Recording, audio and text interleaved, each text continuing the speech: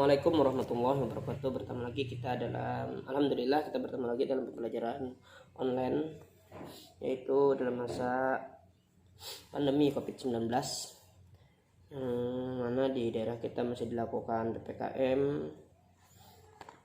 level 4, mana ada sedikit kesulitan lah kita melaksanakan pembelajaran, tapi dengan hikmat di mana Allah Subhanahu wa taala mengaruniakan sosial media yang tidak bisa membatasi kita untuk belajar dan kami untuk mengajar. Di sini kita manfaatkan sosial media ini sebagai kaparat, yaitu kaparat penebus hal yang dipardukan oleh Allah, yaitu belajar dan mengajar untuk kita semua. Jadi di sini ulun hendak membahas tentang minuman yang haram. Nah, jadi ini kita perlu diperhatikan. Setiap sesuatu tuh perlu ditimbang antara halal dan haram. Bahkan antara mubah dan makruh, antara sunnah dan makruh, antara mubah dan lain sebagainya. Jadi di sini minuman haram ini minuman yang tidak boleh diminum oleh orang Islam. Nah, kemana karena jadi diharamkan ini karena ini ada mudaratnya. Nah, jadi Allah Subhanahu wa taala ini sangat mencintai hamba-hamba sidin sehingga melarang kita seberataan meminum minuman yang haram tadi. Jadi hal tersebut karena minuman haram ini merusak kesehatan baik jasmani maupun rohani. Seorang yang terpengaruh dengan minuman haram pasti akan bahaya fisiknya, bahkan yang lebih bahaya tadi mempengaruhi kepada keadaan mentalnya. Nah, jadi orang yang sudah terbiasa dengan minum yang haram, sikapnya seperti sikap orang yang tidak punya akal, atau bisa disebut dengan orang yang gila. Yang paling minimal dia bisa cepat marah, habis itu ada semangat dalam kehidupannya tadi. Karena dalam ilmu halusinasinya ini sudah menghayal tujuannya itu tercapai, padahal pada kenyataannya dia masih dalam keadaan mencapai tujuannya tadi, itu masih dalam kata belum tercapai. Jadi minuman haram, macam-macam minuman haram. Jadi syariat Islam ini, menurut syariat Islam, jadi macam-macam minuman yang haram sebagai berikut. Satu, jenis minuman yang memabukkan. Sedikit ataupun banyak minuman yang memabukkan itu disebut khamar. Salah satu jenisnya seperti bir, habis itu gaduk, habis itu minuman-minuman yang dicampur, atau minum-minuman yang dibuat, atau minum-minuman yang dibasikan, nah sehingga bisa membuat kita dalam keadaan mabuk. Allah Subhanahu wa taala menjelaskan dalam firman Beliau, yaitu A'udzubillahi minasyaitonirrajim. Bismillahirrahmanirrahim. Yas'alunaka 'anil khamri wal maisir qul fihima itsmun kabirun wa manafi'u lin-nas wa itsmuhuma akbaru min naf'ihima. Al-ayat Al-Baqarah 219. Mereka menanyakan kepada kamu, wahai Muhammad, tentang khamar dan judi.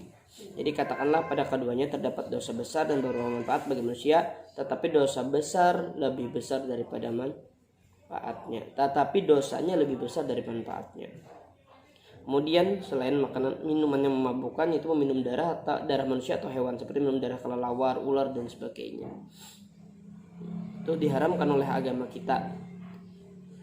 3, kemudiannya itu air yang bercampur racun atau tercemar racun yang dapat membahayakan fisik kita, tubuh kita, bahkan dapat mengakibatkan kematian. Allah Subhanahu wa taala berfirman, Bismillahirrahmanirrahim. Wala tulku bi aidikum ila tahlukah wa ahsinu. Al-ayah Al-Baqarah 195. Dan janganlah kamu jatuhkan diri sendiri ke dalam kebinasaan dengan tangan sendiri, dan berbuat baiklah. Kemudian air najis atau air yang terkena najis atau air yang bercampur najis, baik najis ringan, sedang maupun najis besar. Tidak dihalalkan untuk kita untuk meminum air najis tersebut. Kemudian minuman yang didapatkan dengan cara yang tidak halal atau bertentangan dengan ajaran Islam, seperti air minum yang kita mendapatkan hasil dari air minum tersebut dengan cara merampas, merampok, mencuri. Intinya mengambil hak orang lain yang bukan milik kita. Nah, jadi selanjutnya bagaimana langkah-langkah menjauhi minuman haram tadi. Seorang muslim hendaknya berhati-hati menjaga diri agar tidak minum minuman yang memabukkan.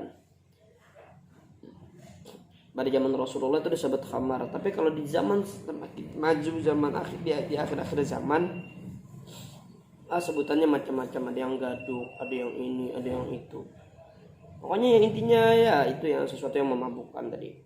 Nabi Muhammad SAW bersabda, an Abi Darda qala awsani khalili sallallahu alaihi wasallam la tashrab al-khamr fa inna hamibtahu kulli syar. Hadis riwayat Imam Ibnu Majah. Abu Darda berkata, kekasihku Nabi Muhammad SAW memberikan wasiat kepadaku, janganlah kamu meminum khamar. Sesungguhnya khamar adalah kunci semua kejahatan. Nah, orang yang minum khamar tidak diterima oleh Allah sholatnya selama 40 hari. Dan jika dia mati sebelum bertobat, dia akan masuk neraka. Sebagaimana disebutkan dalam sabda Rasulullah SAW, an Abdillah bin Umar qala, qala Rasulullah SAW, man syaribal khamra wa sakir lam tuqbal lahu salatu arba'ina sabahan fa in mata dakhala an-nar fa in taba taballahu alaihi. Hadis riwayat Ibnu Majah. Jadi sini Abdullah bin Umar berkata, Rasulullah SAW bersabda, bagi siapa yang meminum khamar dan dia kemudian mabuk, maka kada diterima sholatnya selama 40 hari. Dan jika dia mati, dia akan masuk neraka. Dan jika dia bertobat, Allah akan menerima taubatnya. Hadis riwayat Ibnu Majah. Jadi di sini di season penutup, ini hikmah dilarang mengkonsumsi makanan minuman haram ini kenapa? Jadi hikmahnya, semua perintah Allah Subhanahu wa taala bertujuan untuk kebaikan dan keselamatan hambanya, yaitu manusia. Kita dapat mengambil hikmah dari semua perintah dan larangan itu. Hikmah dilarangnya mengkonsumsi makanan dan minuman haram itu sebagai berikut. 1. Mentaati perintah Allah Subhanahu wa taala dan Rasulnya. Yang kedua, mengendalikan hawa nafsunya. Yang ketiga, menjaga kesehatan akal dan tubuhnya. Yang keempat, yaitu menjaga kemurnian akal tubuhnya. Kemudian yang kelima, menghindari makanan dan minuman yang haram. Nah, jadi itu saja yang saya dapat sampaikan. Mudah-mudahan bermanfaat dan bisa diamalkan bagi anak muda sekarang. Karena bagian ini menurut Al-Fakir, menurut Ulun ini sangatlah penting bagi seluruh kalangan, bukan hanya saat siswa dan siswi kita, tetapi semua kalangan, baik itu dari jenjang SD, SMA, SMP, SMA dan perkuliahan sederajat, bahkan yang lebih daripada itu adalah bagian penting yang perlu kita perhatikan tentang minuman yang diharamkan oleh Allah Subhanahu wa taala. Hadanallahu wa iyyakum ajma'in. Wassalamualaikum warahmatullahi wabarakatuh.